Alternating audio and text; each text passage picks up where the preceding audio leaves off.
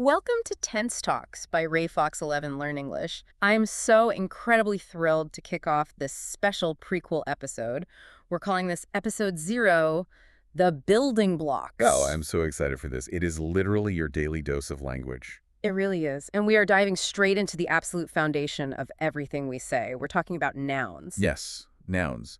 They're basically the foundational puzzle pieces of a sentence. Right. I always like to think of them as the literal bricks of a house. Oh, I love that analogy. Because, without those bricks, you don't really have a structure, right? You just have this empty space waiting to be filled. Exactly. Nothing for the other words to attach to. So let's define it clearly for everyone listening.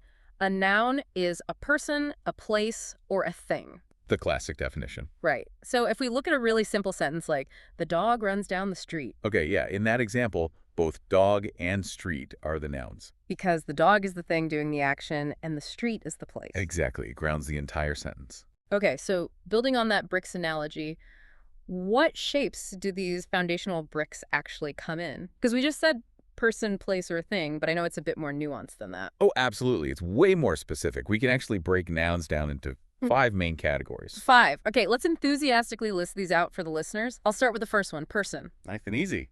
Right, so specific examples would be a fireman, a bus driver, or, just a man. Spot on. And the second category is place. So think of New York, America, or even space. Wait, space counts as a place? It sure does. It's a location, even if it's completely vast and empty. Oh, that's cool. Okay, third category is thing. So Yeah. these are your physical objects. A pencil, an apple, a desk. Perfect. Fourth category is animal. So a dog, a bird, a cat. Got it. And the fifth and final category is feeling. So examples for this would be love, hate, anger. Hang on, wait. I'm going to push back on that last one. Oh, why is that? Well, because things like love and anger are completely invisible, right? I mean, how can they be nouns if you literally can't touch them? The other ones I can see or hold. That is such a fair question. It trips a lot of people up. But things aren't just physical objects you can hold in your hand. Okay. They also include abstract concepts and feelings. Hmm. Essentially, it's something that a person can possess or experience internally.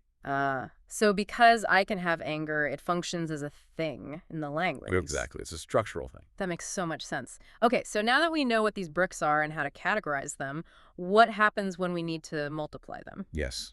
Moving from singular to plural. Right. Because English has rules for this, and I want to walk everyone through 3 specific pluralization rules. Let's do it. Rule 1 is the most common. You just add an S. Simple enough, so if I have one apple, it becomes apple. Exactly. Just stick an S on the end. But rule 2 is where it gets interesting. Rule 2 is add ease. Right, so for example, fox becomes foxes. Foxes. And I just want to point out why this happens because it's actually fascinating.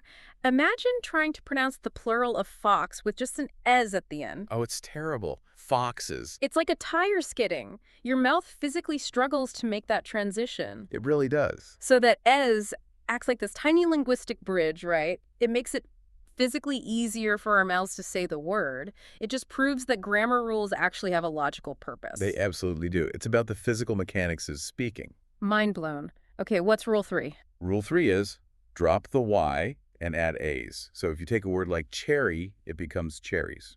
So you completely amputate that Y on the end. You do. Drop it completely and swap in an IES. Awesome. Okay, so we've multiplied our nouns, but now we need to give them some identity. Right, because not all nouns carry the same weight. Exactly. How do we differentiate a really generic noun from a super specific one?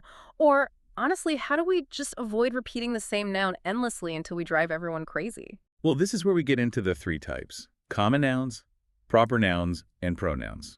Okay, let's define these using a specific trio of examples to make it super clear. Let's start with common nouns. These are like man or woman. Exactly. They're very general. But a proper noun is highly specific. It's a name. So the common noun man becomes the proper noun George Washington. Yes. And the common noun woman becomes the proper noun Cleopatra. I like to think of a common noun like a general job title, like man or woman is just the role. Oh, I like where this is going. But the proper noun That is the VIP celebrity actually holding that job. Like George Washington himself is in the building. That is a great analogy. But the problem is the VIP gets tired, right? If you're telling a story, you can't just keep saying, George Washington did this, George Washington did that. It's too clunky. It slows down the whole sentence. Which is where the pronoun comes in. Yes, exactly. So George Washington becomes he, and Cleopatra becomes she. The pronoun is basically the stunt double. Yes. The stunt double who steps into the sentence so the VIP can take a break off camera. I love that. The stunt double keeps the action moving so the audience doesn't get bored. Boom! It is cognitive optimization at its finest. So on that note, it is time for an interactive exercise. We need to put our listeners' newly acquired foundational skills to the test. Ooh, a pop quiz. I am ready. Well, it's for them, but you can play too. Fair enough. Okay, everybody listening, I want you to listen closely to this sentence.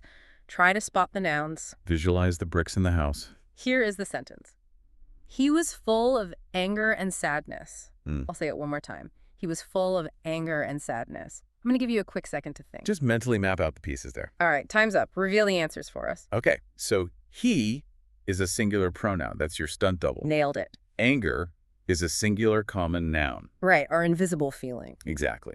And sadness is also a singular common noun. Wow, so you had a pronoun and two abstract feeling nouns in one short sentence. It really shows how much heavy lifting nouns do. It totally does. Well, thank you so much for tuning in to this special prequel episode. Yes, thank you for joining our deep dive today. I want to challenge you today, yes, you listening right now.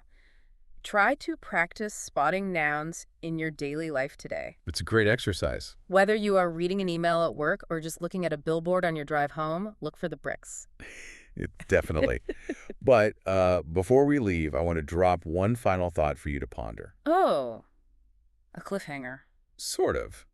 If nouns are the building blocks of sentences, right? What happens when a word tries to be a noun and an action at the exact same time? Wait, a word doing double duty? Yep.